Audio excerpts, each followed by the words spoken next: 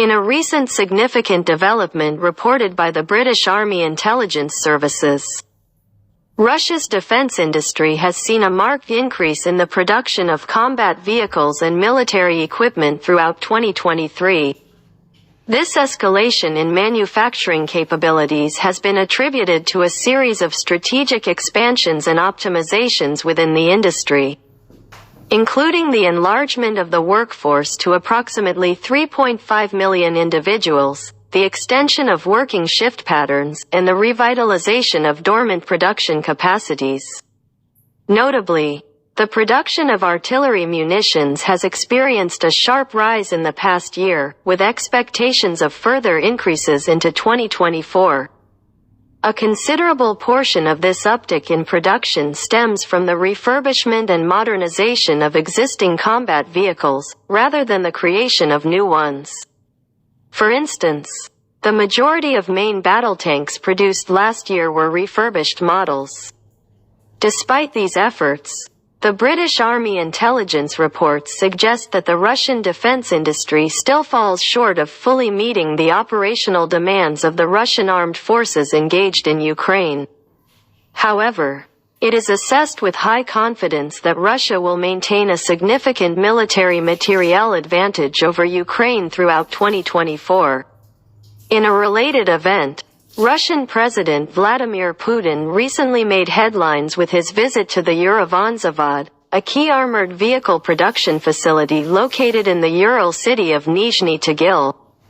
This visit, which coincided with the delivery of the latest batch of T-90M Proryev tanks to the Russian military, underscored the nation's intensified focus on bolstering its military capabilities. President Putin praised the workers for achieving what he described as a five-fold increase in tank production since the onset of the conflict in Ukraine, highlighting the strategic importance of the Zavod in Russia's military-industrial complex.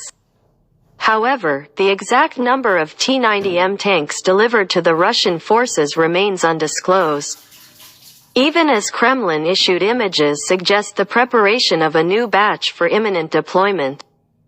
This visit not only emphasizes the significance of the Zavod in Russia's defense strategy but also signals the country's determined response to the ongoing military challenges in Ukraine. As the conflict approaches its third year, analysts view Russia's production surge as a direct response to the sustained losses of heavy vehicles in the conflict with Ukraine, reflecting the prolonged and attritional nature of the warfare. With Zavod's storied history of producing over 100,000 military vehicles, Russia's latest moves indicate a steadfast commitment to maintaining a competitive edge on the battlefield, despite the complex dynamics of the Ukrainian conflict. In response to significant losses of modern tanks in the ongoing Ukraine conflict, Russia has been actively deploying older Soviet-era tanks, including the T-54, T-55, and T-62 models, bolstered by upgrades to improve their combat effectiveness. Reports indicate that Russia has lost over 3,000 tanks since the beginning of the invasion, compelling it to draw from its vast reserves of older armored vehicles to maintain its operational capabilities. The British Army Intelligence Services and various defense analysts have highlighted this strategy as part of Russia's broader approach to managing its military materiel advantage over Ukraine despite the qualitative shortcomings of these older tanks.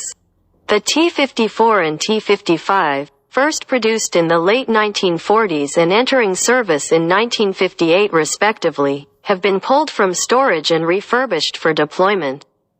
These tanks, while technologically outdated, still offer some battlefield utility, especially in specific scenarios like asymmetric warfare or in defensive roles where their limitations may be less pronounced. Despite their simplicity and older design, these tanks are being utilized to compensate for the heavy losses of more advanced models, reflecting Russia's capacity to sustain prolonged military operations through volume. The T-62, another Soviet-era tank first introduced over 6 decades ago, has also been upgraded and deployed in the conflict.